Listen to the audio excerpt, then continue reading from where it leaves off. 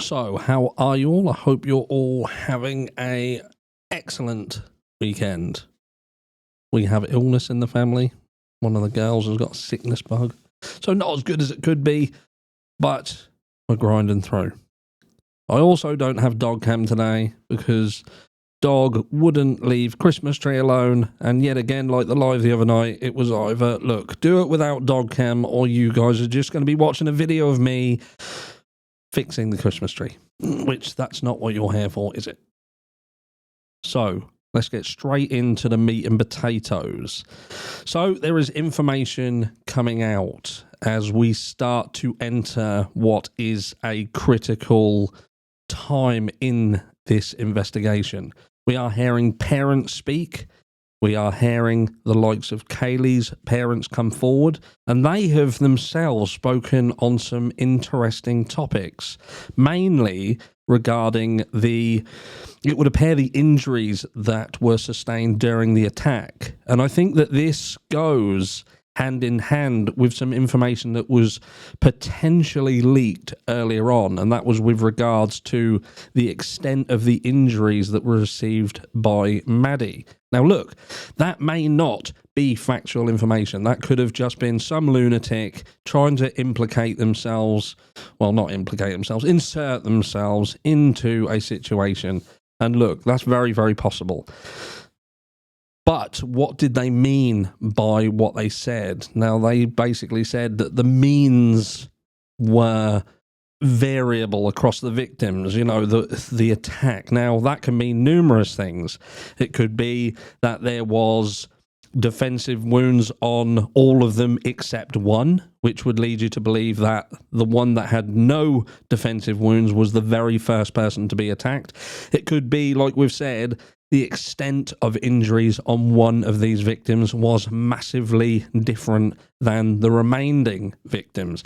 Now, I say, and I will stand by this statement, that I feel that this was not aimed at Xana or Ethan at this stage. I think that this was regarding Madison and Kaylee. I feel that the whole situation just reeks of raw, pure anger and emotion.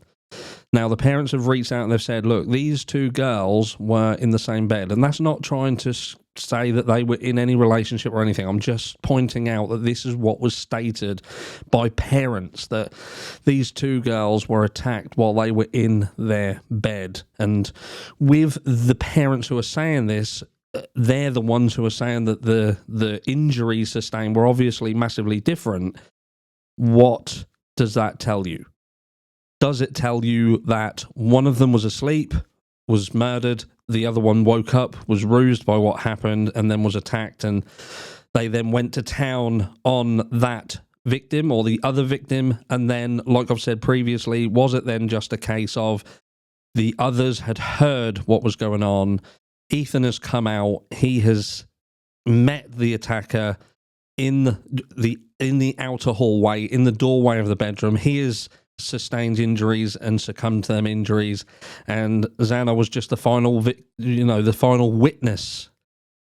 That's to me, and I'm not saying this is what happened, please don't shoot me, I'm just purely saying that seems in my brain to make the most sense here. I'm not at this stage running with the old drug related or anything like that at this stage. I find this to be pure emotion, pure anger, pure rage. And now we get to some other interesting things. So it would appear, I'm going to just share this screen with you if I can get to where the cursor is. Where are we? Let's go. Let's jump up on here. Now, this is what they're basically saying is, look, we're at this critical stage where we're now looking at information that needs to be protected. And look, we're not privy to the information that needs to be protected. People always jump on content creators and they're like, oh, you're going to harm the case. You're going to harm the case. We're not going to harm the case because we don't have the information that has the ability to harm the case. We have the ability to speculate, but speculation cannot harm a case. People will naturally speculate. And if you don't get that, then I probably wouldn't be on this platform. Not me, you. So the investigation into the murders of the 4 University of Idaho students is entering a critical stage in its 3rd week as police are starting to receive forensic testing results. So all of the stuff that they'd sent away for analysis is now starting to come back. Now, this is obviously from the crime scene. Law enforcement experts have told CNN. This is a CNN report. Dozens of local, state and federal investigators have yet to identify a suspect. Now, bear with me here because it goes on to speak of this later. Identify a suspect or find the murder weapon used in the attack last month in Moscow. The public, as well as the victims' family members, have criticised police for releasing little information in what at times has been a confusing narrative. We've spoken about it numerous times, this flip-flopping from one thing to another. But the complex nature of a high-level homicide investigation involves utmost discretion from police, experts say, because any premature hint to the public about a suspect or the various leads police are following can cause it to fall apart. So do they have a suspect? Bear with me. What police have been reluctant to do in this case is to say they have a suspect, even though they have had suspects who have risen and fallen in various levels of importance, because that's the nature of the beast, said John Miller, CNN Chief Law Enforcement Analysis and former Deputy Commissioner of Intelligence and Counterterrorism for the New York Police Department. Police having no suspects is factually incorrect, Miller said. Police have had a number of suspects they've looked at, but they have no suspect that they're willing to name. You don't name them unless you have a purpose for that.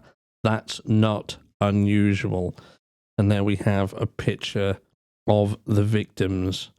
And that goes on to speaking about how the agencies are working together and how they've basically got one shot, a bit like Eminem, one shot, one opportunity to get it all right and bring the killer to justice. So what is it? Is it indeed that we got this all wrong? Law enforcement were doing their job, they would do and due diligence, and they just seemed to be, perhaps they were doing some things purposefully. Perhaps they came out of the gates and felt the need to, you know, that balance between making the public know, look, we know what's happened here, you are all safe, and then thinking, fuck, if we let people know that this is the case, then we're going to tip someone off and they're going to make a move.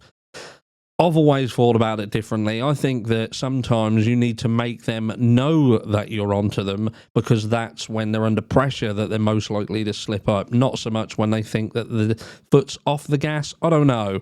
It's an argumentative thing, I suppose. You can look at it one way or another.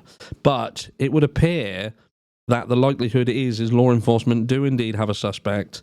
They have got someone in there, you know, in their sights, and they're just waiting to spring that trap. And, you know, maybe that does make sense. Maybe when you picture some of the things that have happened, some of the things that have been said, like I say, I go back to that initial statement that this was a targeted attack. They've tried to wheedle their way out of why they said that, and that's kind of made them look even worse, because then it just kind of falls apart and doesn't make sense. I think they know what happened there. I think they know who the victim was. And again, remember, they know a lot more than what we do. They know what the injuries were. They likely know the order with which these victims fell victim to the attacker. And that's going to, the injuries and the order and things like that are going to play such a huge, huge part in this. But I think, and fingers crossed, that we are likely to be coming to a conclusion in this case.